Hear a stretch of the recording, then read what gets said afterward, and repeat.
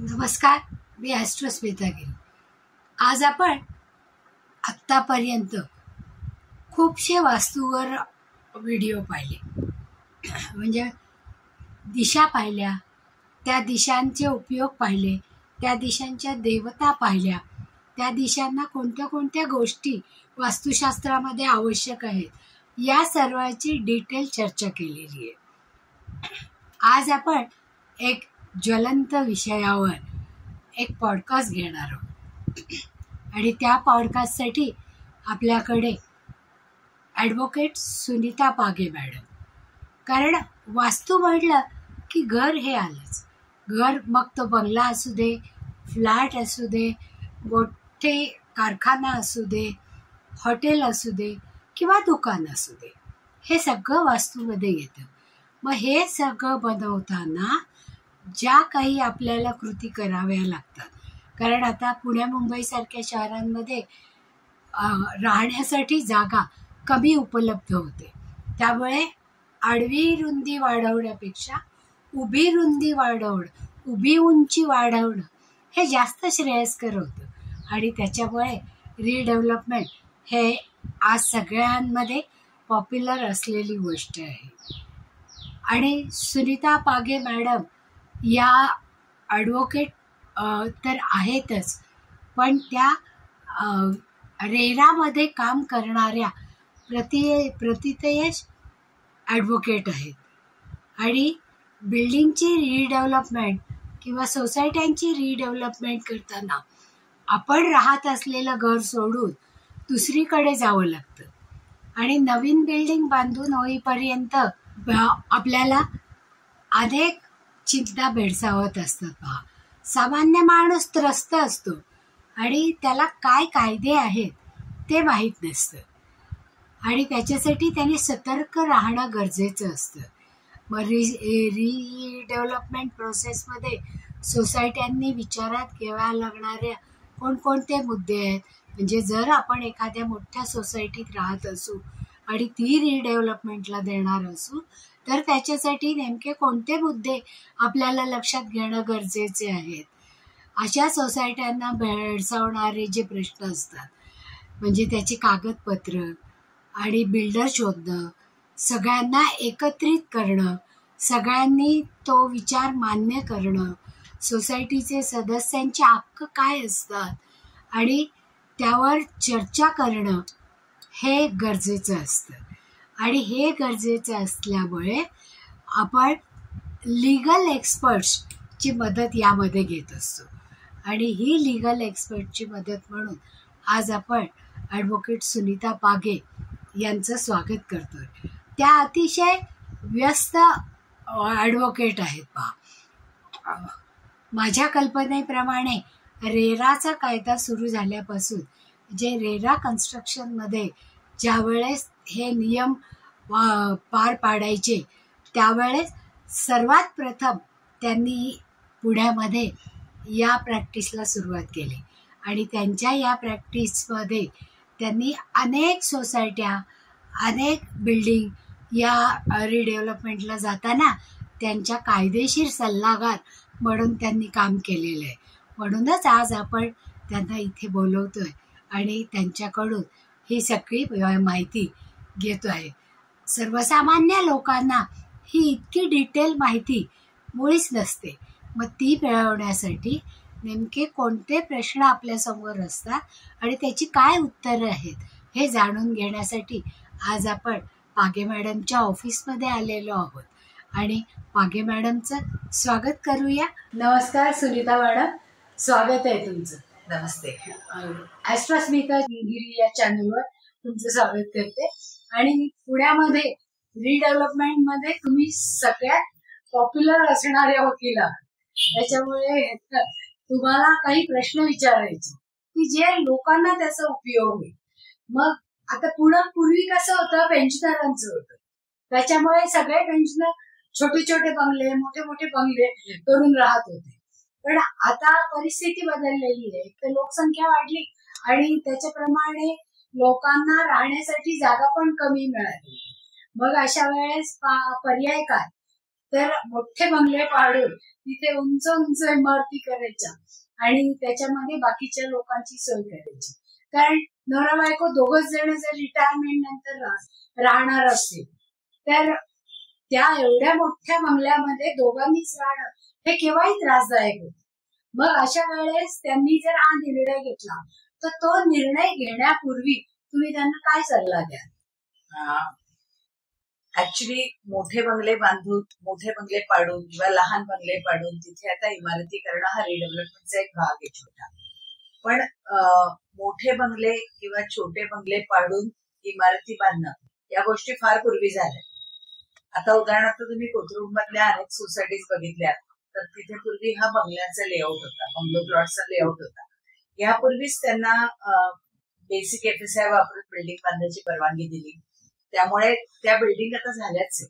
फक्त आता मेट्रोमुळे किंवा युनिफाईड डेव्हलपमेंट कंट्रोल रूल जे आले UDCPR 2020 त्यामुळे जागेचं पोटेन्शियल वाढलंय. त्यामुळे आता तिथे तुम्ही मल्टी स्टोरीड बिल्डिंग बांधू शकता. समोरच्या रस्त्याची विड्थ काय आहे हे बघून तुम्ही हाय राईज करू शकता. तर ह्या सर्व गोष्टींचा विचार करून आता पुणे जे आहे ते आता व्हर्टिकली डेव्हलप होत आहे. म्हणजे पुण्याची स्कायलाईन आता वाढतीये असं म्हणायला हरकत नाही. आणि जर तुम्ही बघितलं तर पुण्यापूर्वी पेन्शनराचं पुणे होतं, त्याही पेक्षा जास्त पुणे हे पुणेकरांचं पुणे होतं. इथे पुण्यामध्ये राहणारे लोकच इथे होते जे पुण्यात जन्माला आले आणि वाढले. आता त्यानंतर हळूहळू महाराष्ट्राच्या कानाकोपऱ्यात पुण्यात लोक यायला लागले. आणि आता जर आपण बघितलं तर संपूर्ण देशाच्या कानाकोपऱ्यात लोक येतात आणि इथेच सेटल होतात, इथेच घरं घेतात. आणि त्यामुळे घराची मागणी ही दिवसेंदिवस वाढतीये. आणि त्यामुळे अर्थातच रिडेव्हलपमेंट, आता काय ओपन लँड कुठे अवेलेबल नाही, त्यामुळे रिडेव्हलपमेंट हा सगळ्यात चांगला पर्याय हा वाढत्या लोकसंख्येसाठी आहे. बरोबर. कारण मग आता रिडेव्हलपमेंट करताना प्रमुख कायदेशीर बाबींवर चर्चा करताना काय काय विचारात घ्यावे लागतात? रिडेव्हलपमेंट करताना, रिडेव्हलपमेंट जेव्हा तुम्ही करता ते काय तुमचा बंगला डेव्हलप करत नाही, तुमचं स्वतःचा एक प्लॉट आपण डेव्हलप करतोय असं नाहीये. तर तुम्ही एक सोसायटी किंवा एक अपार्टमेंट रिडेव्हलप करता ज्याच्यामध्ये मल्टिपल लोक इन्व्हॉल्व आहेत. आणि म्हणून आपण असं म्हणतो ना की रिडेव्हलपमेंट ही एक मेथॉडिकली व्हायला हवी, एक प्रोसिजरली व्हायला हवी. आणि म्हणूनच महाराष्ट्र सरकारने GR काढलाय 4 जुलै 2019ला. आणि त्या GR मध्ये त्यांनी काही गाईडलाईन दिलेल्या. त्या जरी गाईडलाईन असल्या तरी त्या तंतोतंत पालन व्हाव्या किंवा त्याही पेक्षा स्ट्रिंजंटली त्या फॉलो व्हाव्या. आणि म्हणून आपण असं म्हणतो ना की procedure reaches to the destination. जर प्रोसिजर नसेल ना तर तुम्हाला डेस्टिनेशन मिळत नाही. आणि म्हणून घाईघाईने केलेली रिडेव्हलपमेंट ही नेहमी फसते. आणि म्हणून प्रोसिजरने पुढे जावं. आणि ती प्रोसिजर फॉलो करताना तुम्हाला लिगल आणि टेक्निकल कन्सल्टंट अपॉइंट करणं हे खूप गरजेचं असतं. कारण ते केलं तरच तुमची रिडेव्हलपमेंट ही प्रॉफिट मॅक्सिमायझेशन आणि रिस्क मिटिगेशन याचा समन्वय साधू शकते. म्हणजे ही कायद्याची चौकट आहे. आपण असं म्हणतो की आर्किटेक्ट किंवा टेक्निकल कन्सल्टंट तुम्हाला फिजिबिलिटी देतात, तुम्हाला काय मिळू शकतं. पण प्रॉफिट मॅक्सिमायझेशनच्या नादामध्ये आपण रिस्की रिडेव्हलपमेंट करत नाही ना. यासाठी म्हणून लॉयरचा जो अप्रोच असतो तो कॉन्झर्वेटिव्ह असतो. लॉयर तुम्हाला कधीच असं सांगत नाही की तुम्ही घाईघाईने पुढे जा, करा पटकन पुढे. त्यामुळे लॉयर्स हे तुमच्या रिडेव्हलपमेंटच्या वेगाला खीळ घालत नाही पण नियंत्रित करतात. नियंत्रित करतात. आणि म्हणून आपण म्हणतो ना की रिडेव्हलपमेंट म्हणजे कसं आहे की रिडेव्हलपमेंट हे स्टॉर्मी सी आहे. ह्याच्यामध्ये खूप वादळ आहे, लाटा आहेत. आणि जर तुमच्याकडे रिडेव्हलपमेंट हा सुंदर कॉन्सेप्ट आहे, but if you don't have any consultant it is beautiful ship without rudder. आणि म्हणून मग ते हेलकावे खाणारे नाव असते. तसं होऊ नये म्हणून तुम्ही प्रोसिजर फॉलो करा. प्रोसिजर फॉलो केली तर 100% डेस्टिनेशनला जा. मग जेव्हा सोसायटी रिडेव्हलप करायची त्यावेळेस कोणत्या परमिशन लागतात, कोणती कागदपत्र लागतात आणि सोसायट्यांना भेडसावतात ना कायदेशीर कटकटी त्यांना नको असतात त्या अडचणी, किंवा बिल्डर शोधायचा असेल तर तो नेमका कोणत्या पद्धतीचा शोधावा याबद्दलही शंका असते त्यांची. जसं आपण म्हटलं ना की तुमच्या प्रोसिजर मधनं जो सिलेक्ट होईल तो तुमचा डेव्हलपर आहे. तुम्ही आधी असं ठरवू नका की मला ह्या डेव्हलपरकडे जायचंय, आम्हाला त्या डेव्हलपरकडनं करायचं. तुमच्या प्रोसिजर मधनं जो निवडला जाईल तो तुमचा डेव्हलपर. आता ह्याच्यामध्ये प्रोसिजर काय किंवा कायदे काय असं जर आपण म्हटलं तर महाराष्ट्र कोऑपरेटिव्ह सोसायटी ऍक्ट हा सगळ्यात महत्वाचा कायदा हा कुठल्याही सोसायटीला ऍप्लिकेबल आहे. आणि ह्याचा जो 79A जो आहे त्या खाली प्रोसिजर डिफाईन केले की सोसायटीने कुठली प्रोसिजर फॉलो करायची. आता तुम्ही एरवी मॅनेजिंग कमिटीला काही अधिकार देता आणि मॅनेजिंग कमिटी त्या अधिकाराला अधीन राहून काही निर्णय घेते. पण रिडेव्हलपमेंट मध्ये तुम्ही थर्ड पार्टी राईट निर्माण करत असता आणि मग ह्यामुळे सर्व निर्णय हे जनरल बॉडीने घ्यायचे असतात. आणि म्हणून रिडेव्हलपमेंट मध्ये कुठलाही निर्णय घ्यायचा असतो तो जनरल बॉडीमध्ये घेतला जातो. आणि म्हणून जर आपण थोडीशी प्रोसिजर डिफाईन करायची म्हटली तर आपण असं म्हणतो की संपूर्ण रिडेव्हलपमेंट ही आपण 4 भागात डिव्हाइड करतो. पहिली स्टेज आहे ती प्री बिडिंग स्टेज. म्हणजे आपण बिड करण्याच्या आधी आपण काय करायचं, सगळ्यात पहिल्यांदा आपण आपलं लिगल डिलिजन्स करायचं की आपले कागदपत्र व्यवस्थित आहे. म्हणजे वेअर डू वी स्टँड हे आपल्याला कळलं पाहिजे. आपला एकदा लिगल डिलिजन्स आपण पूर्ण झाला की मग त्याच्यानंतर आपण टेक्निकल कन्सल्टंट हे फिजिबिलिटी करतात. मग त्यानंतर तुम्हाला आपण वेगवेगळ्या टप्प्यावर लोकांच्या कन्सेंट घेतो. पहिल्यांदा आपण तत्वतः लोकांची रिडेव्हलपमेंटला जायची तयारी आहे ना हे बघतो. तर आता महाराष्ट्र कोऑपरेटिव्ह सोसायटी ऍक्टने असं सांगितलेलं आहे की सिंपल मेजॉरिटीने तुम्ही पुढे जाऊ शकता. म्हणजे 51% लोक रिडेव्हलपमेंटला तयार असतील तुम्ही पुढे जाऊ शकता. पण 51% हा काही मॅजिक नंबर नाही. कारण जेव्हा 51% लोक तयार आहेत फक्त तर 49 तयार नसतील तर तुम्ही रिडेव्हलपमेंटला पुढे जाणं इम्पॉसिबल आहे. याचा अर्थ तुमची सोसायटी अजून रिडेव्हलपमेंटसाठी तयार नाही. मग तुम्ही लोकांना कन्व्हिन्स करा, लोकांशी बोला आणि मग रिडेव्हलपमेंटला जा. जेव्हा तुमच्याकडे 80% लोक तयार आहेत मग तुम्ही रिडेव्हलपमेंटचा विचार करा आणि तुम्ही पुढे जा. मग एकदा रिडेव्हलपमेंट करायची झाली तर आपण कुठल्या आपले प्रिन्सिपल्स काय आहेत, आपले नॉन निगोशिएबल टर्म्स काय आहेत. कारण कमर्शियल्स हे निगोशिएट करतात. तुम्ही काही आणायला घ्या, तुम्ही साठी कोथिंबीर आणायला गेला तर त्यांनी 10 रुपयाची गड्डी सांगितलं तर तुम्ही म्हणता 15ला 2 घ्या. बरोबर आहे. म्हणजे कमर्शियल हे सगळ्यांना कळतात आणि कमर्शियल हे सगळेजण निगोशिएट करतात. पण प्रॉफिट मॅक्सिमायझेशन आणि रिस्क मिटिगेशन याच्यामधला रिस्क मिटिगेशन भाग हा लिगल टर्म्सवर अवलंबून असतो. मग त्यामुळे लिगल टर्म्स ह्या कायम नॉन निगोशिएबल असतात. तुम्हाला 50% मिळाले का 48% मिळाले का 52% मिळाले याने फार फरक पडत नाही. परंतु जे तुम्हाला कबूल केलंय ते वेळेवर मिळणार आहे का नाही ह्यासाठी तुमचा लिगल अप्रोच हा कॉन्झर्वेटिव्ह पाहिजे. आणि म्हणून तुम्हाला लिगल टर्म्स हे कायमच नॉन निगोशिएबल असतात. आणि ह्या नॉन निगोशिएबल लिगल टर्म्स तुम्हाला मांडायची पहिली संधी मिळते ती टेंडरमध्ये. त्यामुळे टेंडर डॉक्युमेंट जे असतं त्यातला पहिला भाग असा असतो की पहिल्या भागामध्ये तुम्ही तुमच्या सोसायटीची माहिती देता. बिल्डिंग किती जुनी आहे, डीपी मध्ये डीपी देता तुम्ही, त्याचा रेक्नरचा रेट देता, किती त्याच्यामध्ये फ्लॅट्स आहेत, किती शॉप्स आहेत, या सगळ्या गोष्टीची माहिती तुम्ही देता जी फॅक्च्युअल असते. दुसरी गोष्ट म्हणजे कमर्शियल, तुम्हाला ती प्राइस डेव्हलपरने किती द्यावी ते तो भरतो. रेंट किती, कॉर्पस किती, या सगळ्या बेटरमेंट चार्जेस वगैरे वगैरे हे कमर्शियल. प्रोजेक्ट किती महिन्यामध्ये पूर्ण व्हावा या सगळ्या गोष्टी तिथे असतात. तिसरा भाग म्हणजे टेक्निकल स्पेसिफिकेशन असतात की तुम्ही जेव्हा रिडेव्हलपमेंट करता तेव्हा तुम्ही अपग्रेड करता. तुम्हाला नुसतं मोठ्या घरात राहायचं नसतं तर बिगर अँड बेटर. त्यामुळे तुम्हाला तिथे गेल्यावर तुमची लाईफस्टाईल अपग्रेड केली असं वाटलं पाहिजे.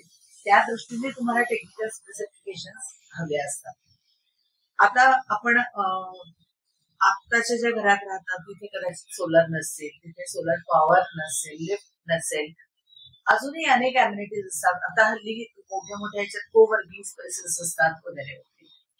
त्यामुळे आता तुमच्या amenities depending upon your flat आणि एक प्लॉट साईज आणि लोकेशन, या सगळ्या गोष्टींचा विचार करून त्या अमेनिटीज ठरवतो. आणि चौथा भाग जो आहे तो म्हणजे लिगल टर्म्स, ज्या नॉन निगोशिएबल असतात, की उद्या रोडमॅप काय असलं पाहिजे. रिडेव्हलपमेंटला तुम्ही पुढे जाणार आहात तर तुम्ही नेमकं रिडेव्हलपमेंट अग्रीमेंट कधी कुठल्या स्टेजला करणार, ताबा कुठल्या स्टेजला देणार, तुम्ही तुमचं इंडिव्हिज्युअल अग्रीमेंट जे आहे नवीन फ्लॅटचं ते कधी व्हायला पाहिजे, कन्व्हेन्स कसा आणि कधी व्हायला पाहिजे, तुमची गॅरंटी वॉरंटीज कशा असणार आहे, डिफेक्ट लायबिलिटी कशी असणार आहे, डिले झाला तर पेनल्टी काय असणार आहे, रेराचा कंप्लायन्स करायला डेव्हलपर किती बांधील आहे, ह्या सगळ्या ज्या गोष्टी आहेत की नेमकं तुम्ही टर्मिनेशन होतं डेव्हलपमेंट अग्रीमेंटचं, तर हे क्लॉजेस कधी ट्रिगर करायचे किंवा हे ट्रिगर पॉइंट काय, हे सगळ्या ज्या गोष्टी आहेत त्या टेंडरमध्ये येतात. आणि मग टेंडर इतकं फुलप्रूफ असलं पाहिजे की ते टेंडरच एमओयू मध्ये कन्व्हर्ट करण्याची केपेबिलिटी त्या टेंडरमध्ये असली पाहिजे. त्यामुळे मग हे टेंडरिंग पर्यंत येते त्याला आपण प्री बिड स्टेज म्हणतो.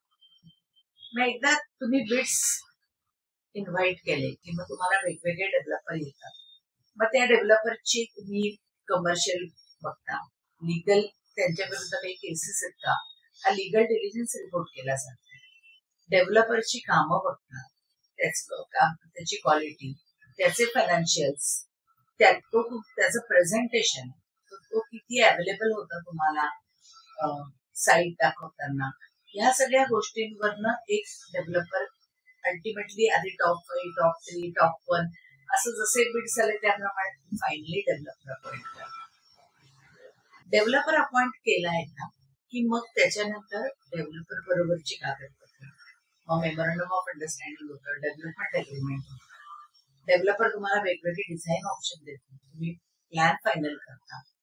मग त्यानंतर तुमचा जो प्रोजेक्ट एकदा प्लॅन सँक्शन झाला की प्रोजेक्ट रजिस्टर होतो रेरामध्ये, तुमचे इंडिव्हिज्युअल अग्रीमेंट्स होतात, तुम्ही फ्लॅट वेकेट करता आणि मग जो काही तुमचा 24 महिने 36 महिने पिरियड असतो त्याप्रमाणे तुमचं कम्प्लीट झाल्यानंतर तुम्हाला जे नव्याने तयार झालेलं सुपरस्ट्रक्चर आहे ते सोसायटीकडे कन्वे होतं आणि नवीन आलेल्या फ्लॅट प्रतिसाद हे सोसायटीचे मेंबर होतात. त्या ठिकाणी आपल्याला रिडेव्हलपमेंटची प्रोसिजर संपुष्टात येते. तर अशी या फेजेस मध्ये रिडेव्हलपमेंट ही होते, म्हणजे अगदी A to Z अशी प्रोसिजर आहे. तर अगदीच सोप्या भाषेमध्ये तुम्ही छान एक्सप्लेन केलं. तर आता बरेचदा आपण टॅरो कार्ड्सच्या संदर्भामध्ये किंवा ज्योतिषावर चर्चा करतो, हो की नाही? म्हणजे यासारख्या विषय आधी आपण हाताळतो. पण आता रिडेव्हलपमेंट सारखा म्हणजे रिडेव्हलपमेंट, बिल्डिंग प्रोसेसिंग आणि कोणत्या कोणत्या कायदेशीर बाबींकडे लक्ष द्यायला पाहिजे हे विचार करताना तुमच्यासारख्या मार्गदर्शन जर मिळालं तर ते जास्त चांगलं होईल की नाही. म्हणून मग या गोष्टी करताना ग्राहकांनी म्हणजे जे रिडेव्हलपमेंट मध्ये जाणार आहे त्यांनी कायदेशीर बाबींचा कसा विचार केला. बरोबर. ऍक्च्युली टॅरो कार्ड्स तुम्ही म्हटलात म्हणून तो विषय आला म्हणून सांगते की बेसिकली गेल्या 25 वर्षांनी वकिली व्यवसायात आहे. टॅरो कार्ड्स हे मैत्रिणीच्या ओढीने आणि पुढे जाऊन आपण एक आवड व्यासंग म्हणून तो वाढवला आणि आता खरं तर वेळही होत नाही त्या गोष्टीसाठी. पण आता कमिंग बॅक टू रिडेव्हलपमेंट, तर रिडेव्हलपमेंटला सोसायटीचे मेंबर हे ग्राहक नसतात, ही पहिली गोष्ट आपण लक्षात ठेवली पाहिजे. कारण सोसायटी ही जमिनीची मालक आहे आणि डेव्हलपर हा डेव्हलप करतो जागा त्याला दिलेल्या विकसन हक्काच्या जोरावर. आणि म्हणून आपण असं म्हणतो की पूर्वी तरी सोसायटीला को प्रमोटर म्हणायचे, पण आता रेरा कायदा असं सांगतो की डेव्हलपर आणि सोसायटी हे दोघं पार्टनर आहेत, दोघंही प्रमोटर आहेत. त्यामुळे दोघंही रिस्पॉन्सिबल आहेत थर्ड पार्टी परचेसरला जो ग्राहक आहे. त्यामुळे ना सोसायटीच्या मेंबरला ग्राहक न्यायालयात जाता येतं ना रेराच्या कोर्टात. त्यामुळे रेरा किंवा मोफाखाली म्हणजे ग्राहक न्यायालय हे दोन्हीही सोसायटीला किंवा सोसायटीच्या मेंबरला अवेलेबल नाही एज्युकेशन फोरम म्हणून. पण मग रेराचा काय फायदा, तर रेराचा फायदा सोसायटीसाठी एवढा आहे की रेरा हा रेग्युलेटरी फोरम म्हणून काम करतो आणि रेरा हा ऍजिटेशन फोरम म्हणून काम करतो. ऍजिटेशन करण्यासाठी तुम्हाला रेरा अवेलेबल नाही, पण डेव्हलपरचे फंड्स रेग्युलेट होतात. इकडचे या प्रोजेक्ट मधले पैसे दुसरीकडे जात नाही. रेरा खाली डेव्हलपर कम्प्लीट डिस्क्लोजर करतो प्रत्येक गोष्टीचं, जे ओपन पोर्टलवर तुम्हाला माहित असतं. डेव्हलपरने तुम्हाला समजा 3 वर्षाची मुदत दिलेली आहे आणि तिकडे मात्र घेताना काहीतरी 42 महिन्याची घेतली का हे तुम्हाला लगेच कळतं. डेव्हलपरने सांगितलेलं आहे की ही 9 मजली बिल्डिंग होणार आहे आणि त्यांनी 11 मजल्याचा प्लॅन सँक्शन करून घेतलाय का, ह्या गोष्टी तुम्हाला लगेच कळतं. म्हणजे थोडक्यात पोटेन्शियल तुम्हाला किती वापरणार म्हणून सांगितलं आणि किती वापरलं गेलं या सगळ्या गोष्टी तुम्हाला तुझ्या ओपन पोर्टलवरती माहिती होतात. आणि म्हणून ट्रान्सपरन्सी मेंटेन करण्यासाठी पण रेराचा उपयोग होतो. रेग्युलेटरी फोरम म्हणून रेराचा उपयोग होतो. प्रोजेक्ट हा एका 4 कॉर्नर्स मध्ये राहतो आणि रेरा हे मॉनिटर करते. दुसरी गोष्ट, रेराचा उपयोग रिकन्सिलिएटरी फोरम म्हणून होतो. आता मुंबईला सुद्धा एक केस झाली ज्याच्यामध्ये रेराने वेगळे डेव्हलपर केले. तर ज्या वेळेला एखादा डेव्हलपर काम करत नाही फॉर सम रिझन, तर अशा वेळेला रेरा मध्यस्थाचं काम करते, म्हणजे रिकन्सिलिएशनचं काम करते. आणि मग त्यावेळेला दोन्ही पार्टीज मध्ये रिकन्सिलिएशन साठी आपण जर तिथे गेलो तर तिथे एक्सपर्ट आहेत, क्रेडाईचे लोक आहेत, त्याप्रमाणे ते मध्यस्थी करून दुसरा डेव्हलपर अपॉइंट करायचा का, मग एक्झिस्टिंग डेव्हलपरला त्याचे इन्व्हेस्टमेंटचा रिटर्न कसे मिळणार, ह्या सगळ्या गोष्टीचं समन्वय साधून एखादं अंडरस्टँडिंग क्रिएट केलं जातं आणि त्या बेसिसवरती पुढे गोष्टी घडतात. तर अशा गोष्टी देखील आता व्हायला लागल्यात. त्या दृष्टीने सुद्धा एक रेरा एक सुप्रीम फोरम म्हणून काम करते किंवा एक पेरेंटिंग करते असं आपण म्हणू. तर अशा पद्धतीने रेरा खूप चांगलं काम आता करायला लागलेलं आहे तो फोरम. म्हणजे रिडेव्हलपमेंट प्रोसेसला बिल्डिंग आली की फ्लॅट धारकांनी त्यांना टेन्शन येतच ना, ते आता आपलं घर द्यायचंय आणि त्याच्यानंतर आपल्याला फ्लॅट मिळणार किंवा बिल्डर आपल्याला जी जागा देणार आहे ती. त्याच्यामुळे अशा वेळेस हे रेरा सगळ्यात जास्त मदत करतं असं वाटतं. सगळ्यात मदत तुम्हाला करते ती प्रोसिजर. तुम्ही प्रोसिजरने पुढे जा. रेरा तुम्हाला ताबा दिल्यानंतर मदतीला येते, तेव्हा ऑलरेडी तुमच्याकडनं ताबा दिलेला असतो. तुम्ही तुमचं राहतं घर दुसऱ्याच्या ताब्यात देणं म्हणजे it is just like marrying a daughter to a stranger. कारण हे डेव्हलपर बरोबर आपली जी अरेंजमेंट आहे, this is marriage for convenience which has to last till the redevelopment gets completed. आणि म्हणून हे खूप काळजीपूर्वक करायला लागेल. तुम्ही तुमच्या मुलीचं लग्न कुठल्या तरी काही माहिती न काढता कराल का, तर तुम्हाला डेव्हलपर सिलेक्ट करायचं आहे, तुम्ही तुमचं राहतं घर ताब्यात देणार आहात, तर तुम्ही रिडेव्हलपमेंट प्रोसिजर स्ट्रिंजेंटली फॉलो करायलाच पाहिजे. लोक येत नाहीत मीटिंगला. प्रत्येक वेळेला लोक असं म्हणतात की आम्हाला इंटरेस्ट नाही, आम्ही येत नाही. पण रिडेव्हलपमेंट प्रोसिजर करताना तुम्हाला विरोध करायला का होईना पण तुम्ही मीटिंगला हजर, कारण नाही तर मेजॉरिटीने घेतलेले निर्णय हे तुमच्यावर बंधनकारक राहतील. जर उद्या तुम्ही त्याच्यामध्ये सहभाग घेतला नाही तर तुम्हाला लोकांच्याकडनं ताबा घेण्याची प्रोसिजर सेट केलेली आहे गाईडलाईन, त्यामुळे त्यांच्याकडनं ताबा घेता येतो. मग मेजॉरिटी म्हणून तुम्हाला विरोध करायचा असेल ना तर विरोध करायला या, तुम्ही रिडेव्हलपमेंटच्या प्रोसिजरमध्ये सहभागी करा. हा, व्हॅल्यू एडिशन करा. सगळेजण सहभागी झाले तर रिडेव्हलपमेंट ही काही ठराविक लोकांची मोनोपॉली राहणार नाही बिल्डिंग मधल्या. त्यामुळे सगळ्या लोकांनी रिडेव्हलपमेंटच्या प्रक्रियेमध्ये सहभागी होणं आणि आपले इनपुट्स देणं हे खूप गरजेचं आहे. लांबून राहून विरोध करणं किंवा काही लोक असतात जे विरोधही करत नाही आणि सहकार्यही करत नाही, त्यांचा काही उपयोग नाही. काही लोक काठावर असतात, कधी इकडे कधी तिकडे, त्यांचाही काही उपयोग नाही. कारण त्यामुळे तुम्ही रिडेव्हलपमेंटचे प्रोसिजर लांबवू शकता पण थांबवू शकत नाही. आणि म्हणून तुम्हाला जर तुमची न्यूसन्स व्हॅल्यू वाढवायची असेल तर एका लेवल नंतर ती न्यूसन्स व्हॅल्यू कायदेशीररित्या मोडून काढता येते. आणि म्हणून तुम्हाला खरंच रिडेव्हलपमेंट बद्दल कळकळ वाटत असेल ना तर ती कळकळ मीटिंगला येऊन दाखवा असं आहे. कारण एखाद्या सोसायटीमध्ये 80 लोक तयार असतात आणि 10-15 लोक तयार नसतात. मग ते म्हणतात की कन्सल्टंटनी पैसे घेतले, कमिटीने पैसे घेतले.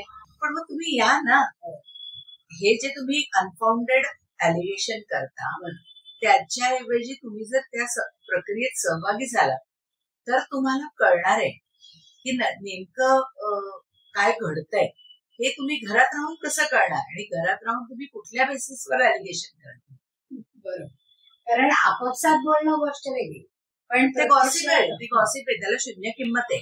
त्यामुळे तुम्ही एखाद्याचं ब्लड प्रेशर वाढवू शकता, एखाद्याला जो चांगलं काम करतोय त्याला बसवू शकता, पण अल्टिमेटली तो काही माणसं जी आहेत ना ती माणसं रिडेव्हलपमेंट मग लीड करतात. म्हणजे सोसायटी फॉर्म नसली तर कागदपत्र, कायदेशीर कागदपत्रांची पूर्तता करावी लागते. सोसायटी फॉर्म झालेली नसली तर रिडेव्हलपमेंटचा विचार पण करू नये, कारण आधी सोसायटी व्हावी. बंगला असेल तर काही विषय, पण सोसायटी नसेल तर कन्व्हिन्स नाही. तर मग तुमची सोसायटी राईट फॉर रिडेव्हलपमेंट केव्हा आहे, जेव्हा त्याचा कन्व्हिन्स झाले. म्हणजे सगळंच बिल्डरच्या गळ्यात टाकणार असाल तर मग हे करायला वेळ, ते करायला वेळ, नेमकं मग तुमच्या हातात कधी मिळणार हे तुम्हाला माहित नाही. दरम्यानच्या काळात इक्वेशन बदलतात, त्यात तुम्ही डेव्हलपरला आणून ठेवलेलं असतं. जे लोक तयार आहेत ते तयार नाहीये तसं म्हणतात, इतका वेळ लागला म्हणून. तर तुम्ही आधी तुमच्या लिगॅलिटीज क्लिअर करा. म्हणजे सोसायटी आधी फॉर्म झालेलीच असली पाहिजे. सोसायटी फॉर्म नाही, कन्व्हिन्स झालेला पाहिजे सोसायटी. मुळामध्ये तुम्ही जेव्हा थर्ड पार्टी राईट निर्माण करताय, तुम्ही एमओयू करता तेव्हा तुम्ही राईट, टायटल आणि इंटरेस्ट याच्यामधला थर्ड पार्टी इंटरेस्ट निर्माण करता. हे केव्हा कराल तुम्ही, जेव्हा मालकी हक्क तुमच्याकडे आलाय, तुमच्या फ्लॅटचा मालकी हक्क तुमच्याकडे आहे. ह्याचा अर्थ असा नाही की ती तुमची लँडचं टायटल क्रिस्टल क्लिअर झालं. हे केव्हा होईल, जेव्हा कन्व्हिन्स आहे. मग तुमच्या नावावर अजून जागा नाही आणि तुम्ही थर्ड पार्टी इंटरेस्ट निर्माण करताय. आधी तुम्ही पहिल्यांदा तुमचं टायटल क्लिअर करा आणि मग पुढे जा. म्हणजे बेसिक जेव्हा क्लिअर असतील त्यावेळेसच जास्त चांगलं. आता रिडेव्हलपमेंट प्रोसेसला, बिल्डिंगला जाताना सामान्य माणसांकडून काय काय चुका होतात आणि हे आता तुम्ही सांगितलं तेच की अजून सोसायटी नाही, कन्व्हिन्स नाही आणि रिडेव्हलपमेंट करायला निघाले. ही सामान्य माणसांकडनं होणारे चुका आहेत. कारण दुसरी महत्वाची गोष्ट ग्रीड, की मला जास्त पर्सेंटेज हवं. त्यामुळे तुम्ही एक्सपिरियन्स्ड डेव्हलपर निवडत नाही. तुम्ही काय म्हणता की आम्हाला जास्त पर्सेंटेज या गोष्टीला आपण शाळेत असल्यापासून महत्व देतो, पण खरं म्हणजे त्याचा काहीही उपयोग नाही. फक्त पर्सेंटेज हा एकमेव निकष असू शकत नाही.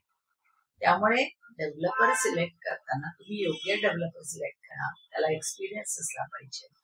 टेक्निकल तुम्ही जर बघितलं तर क्वालिटी चांगली असली पाहिजे कन्स्ट्रक्शनची. या सगळ्या गोष्टींनी रिलायबिलिटी असली पाहिजे. मार्केटमध्ये त्याचं नाव असलं पाहिजे.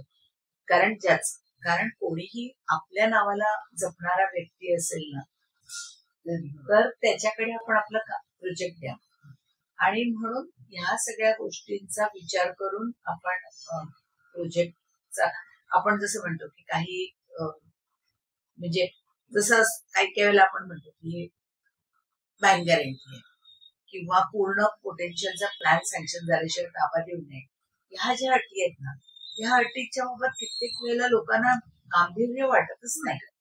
कारण लोक म्हणतात की तुम्ही आम्हाला फर्स्ट स्टेजला ताबा द्या, प्लॅन नंतर सँक्शन घेईल, पण पहिले 2-3 मजले सँक्शन झालेले असेल, तुम्ही आम्हाला ताबा द्या.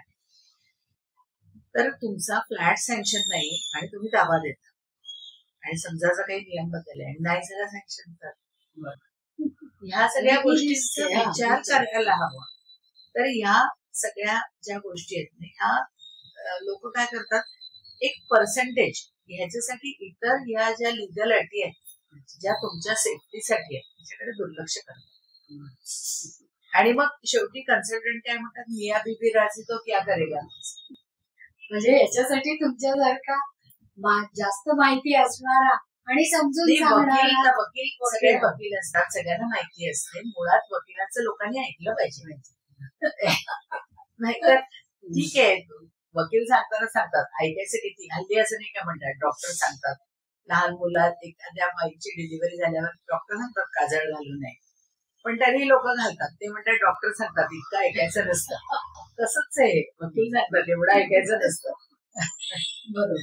म्हणजे मग आता हे जे फ्लॅट धारक मग त्याच्यासाठी लागणाऱ्या परवानग्या या सगळ्या बिल्डरच हो. म्हणजे त्याच्यामध्ये बाकी ओनर्सचा फ्लॅट ओनर्सचा काही प्रॉब्लेम नसतो किंवा ते त्याच्यामध्ये काही डॉलर तर आपण तो रोडमॅप ऑब्झर्व करायचा असतो की परवानग्या मिळाल्याशिवाय जागा सोडायची नसते. हे बघणं आपलं गरजेचं आहे. आणि आपण टाइमलाईन डेव्हलपरकडनं घ्यायची असते. ती टाइमलाईन फॉलो होते की नाही हे तुमच्या कन्सल्टंटच्या थ्रू बघायचं असतं. मग त्याच्यासाठी काही चेकलिस्ट करता येते का की काय डेव्हलपरकडनं आपल्या टेंडरमध्येच असतात त्या सगळ्या गोष्टी. म्हणजे ती चेकलिस्ट ऑलरेडी दिली फक्त ती आपल्याला फॉलो करणं हे गरजेचं. आता दिवाळखोरी केली जर बिल्डरनी आणि युजल प्रश्न आहे की बिल्डर दिवाळखोरी झाली तर म्हणजे बँकरप्सी आहे, एखादा डेव्हलपरच गेला किंवा तो इनकपॅसिटेट झाला काही कारणाने, तसंही इन्सॉल्वन्सी फायनान्शियल इनकपॅसिटी, पण व्हेजिटेटिव्ह स्टेटला गेला, मेडिकली अनफिट झाला, तर ह्या सगळ्या ज्या गोष्टी आहेत ना ह्या असतात. म्हणून हल्ली साधारणपणे लिमिटेड लायबिलिटी पार्टनरशिप असतात जी एका माणसावर अवलंबून अशी रिडेव्हलपमेंट नसते. आणि मग अशा वेळेला मी जसं तुम्हाला म्हणलं की रेराचे रिकन्सिलेटरी फोरम असतात किंवा डिस्प्यूट रेझोल्युशन मेकॅनिझम जो तुम्ही ह्याच्यामध्येच तुमच्या एमओयू पासून किंवा टेंडर पासून तो तुम्ही मेन्शन केलेला असतो त्यावेळेला तुम्हाला जमला. कारण मी तुम्हाला म्हटलं 3 वर्षाचं हे मॅरेज फॉर कन्व्हिनियन्स आहे, त्यामुळे याच्या दरम्यान काही झालं तर काय, एक्झिट ऑप्शन काय असला पाहिजे. तर ह्या सगळ्या गोष्टी आपण आपल्या टेंडर पासून एमओयू डेव्हलपमेंट एग्रीमेंट सगळीकडे मेन्शन केलेलं असतं. कारण पूर्वी कसं व्हायचं, एखादा मोठा बिल्डर बघून त्याला सोसायटी करायला द्यायची आणि समजा त्या बिल्डरच्या बाबतीतच काही मिसहॅप झालं तर खूप वर्ष रखडावं लागू शकतं. पण आता असं आपण एक लिमिटेड लायबिलिटी पार्टनरशिप फॉर्म असते किंवा पार्टनरशिप फॉर्म असते, तर युजली एका व्यक्तीच्या असण्या नसण्यावरती ते अवलंबून नसतं. पण इन्सॉल्वन्सी खूप मोठी गोष्ट आहे आणि रेअर आहे. त्यामुळे आपण जसं म्हणतो की रिडेव्हलपमेंट करतो आपण त्यावेळेला, तेव्हा जसं मगाशी म्हणलं की redevelopment is a stormy weather. त्यामुळे तुमच्या टर्म्स कंडिशन्स मध्ये तुम्हाला एक्झिट ऑप्शन असले पाहिजे. तर तुम्हाला आपण लक्षात घेतो की आपण कुठल्या टर्म्सवर पुढे जातोय आणि कुठल्या टर्म्सवर आपण वेगळे होणार आहे. हे आपल्याला जसं परदेशात प्रीनप एग्रीमेंट करतात ना तसं हे आधीच आपण केलेलं आहे.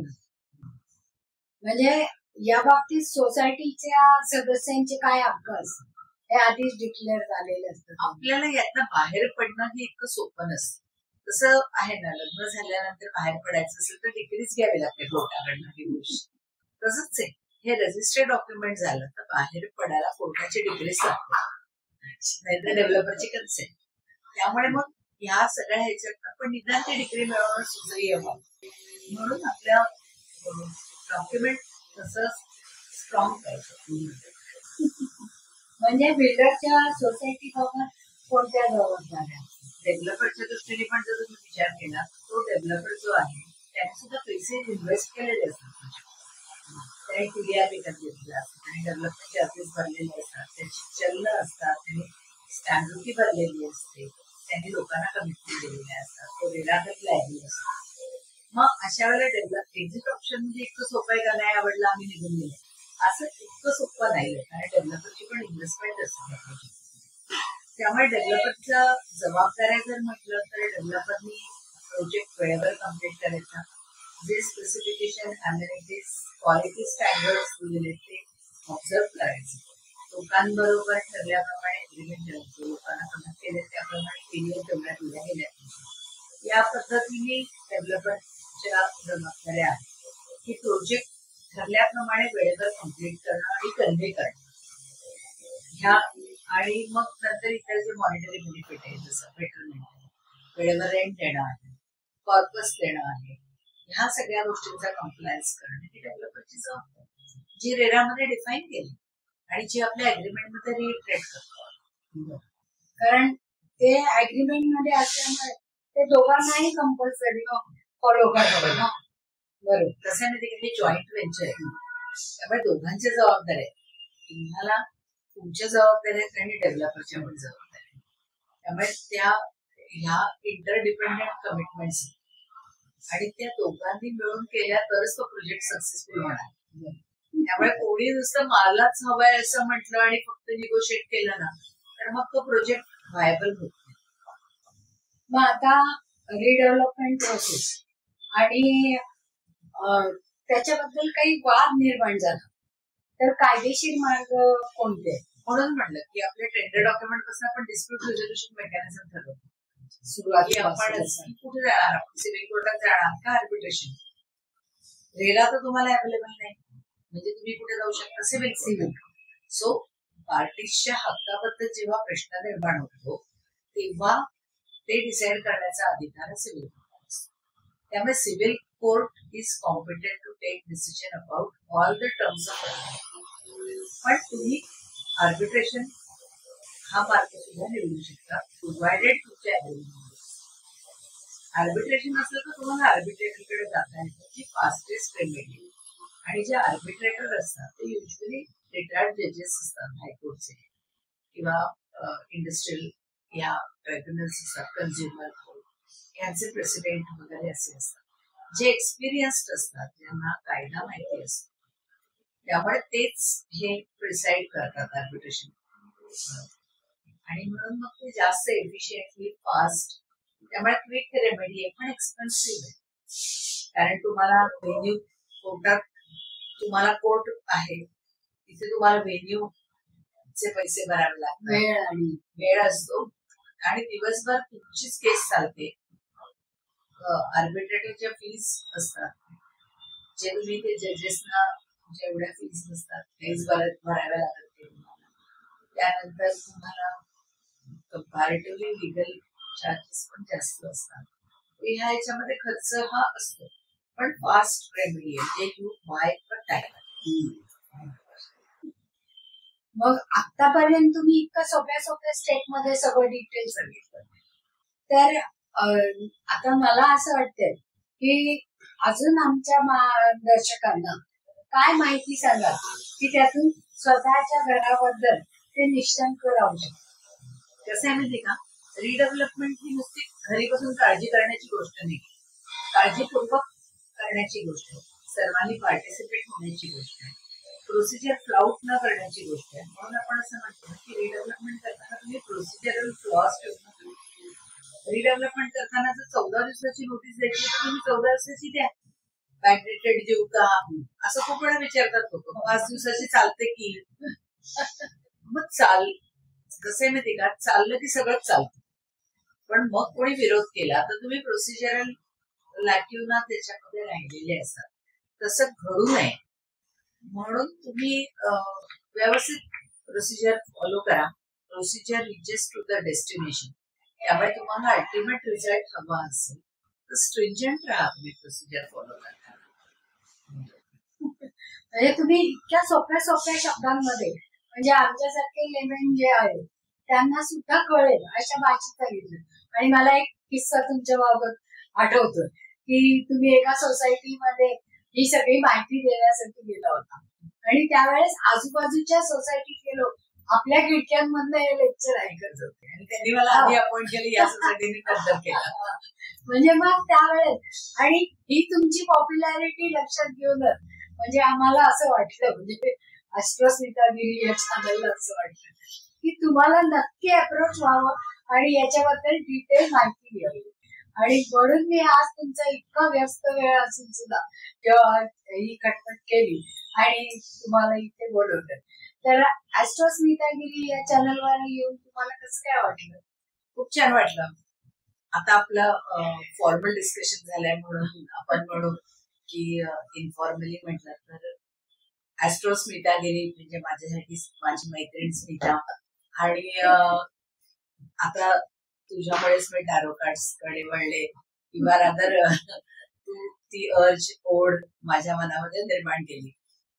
आपण बऱ्याच गोष्टी एकत्र केलेल्या आहेत, त्यामुळे आपण असं म्हणतो ना, काही माणसं तुमच्या एकदम तुम्हाला भेटो ना भेटो ते तुमच्या क्लोज टू युअर हार्ट असतात. You are one of them. आणि त्यामुळे तू बोलवलं आणि मी आले नाही असं कधी घडणार नाही. आणि त्यामुळे छान वाटलं. खूप दिवसांनी आपण भेटलो म्हणूनही छान वाटलं. हे डिस्कशन केलं म्हणूनही छान वाटलं.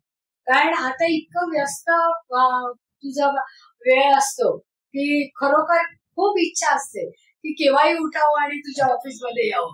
पूर्वी कसं व्हायचं, हे शक्य व्हायचं की त्यावेळेस. पण आता तुझ्या कामाचाच व्याप एवढा मोठा वाढलेला आहे की प्रत्येक वेळेस असं वाटतं की विचारायला पाहिजे वेळ आहे का.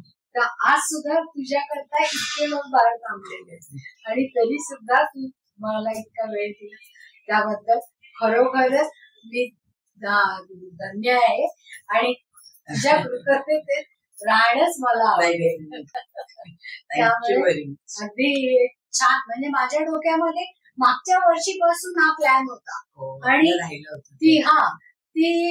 ते प्रश्न विचारायचे. कारण अजून कितीतरी पुण्यामध्ये अशा रिडेव्हलपमेंट होत आहेत आणि त्यांना नक्की कळत नाहीये की आपण कोणत्या वकिलांकडे जाऊ किंवा नेमकं काय करायला पाहिजे. कारण असं एकमेकांच्या कान गोष्टी ऐकून किंवा कोणीतरी यांनी सुचवलं त्यांनी सुचवलं. हे वकील सगळेच चांगले असतात, त्यांचं ऐकायला पाहिजे एवढंच. नाही, ऐकायलाही पाहिजे, पण त्यांनी तितक्या आता जेवढ्या क्लिअर भाषेत तुम्ही सांगितलं तेवढ्या क्लिअर भाषेत त्यांनी पण सांगायला पाहिजे ना. म्हणजे मग कळतं. नाही तर मग नुसतीच कायदेशीर लँग्वेज बोललं. आम्ही नेहमी असं वाटतं की म्हणजे मला नेहमी असं वाटतं की beauty of language is to make it simple. म्हणून इतकी व्यस्त असताना सुद्धा तुला इतका त्रास दिला. आणि कसं होतं की पूर्वी आपण कारोमुळे किंवा इतर काही गोष्टींमुळे खूप वेळा एकत्र यायचो. हल्ली तो वेळ देता येत नाही. पण याचा अर्थ आपण खूप लांब गेलो असं नाहीये. मनामध्ये जी जागा आपली एक देखीलची आहे ती आहेच कायम. आणि याचा उपयोग जास्तीत जास्त दर्शकांना व्हावा असं मला मनापासून वाटत होतं. आणि तुझे हे सगळे विचार त्यांच्यापर्यंत पोहोचतील याची मी काळजी घेईन. धन्यवाद.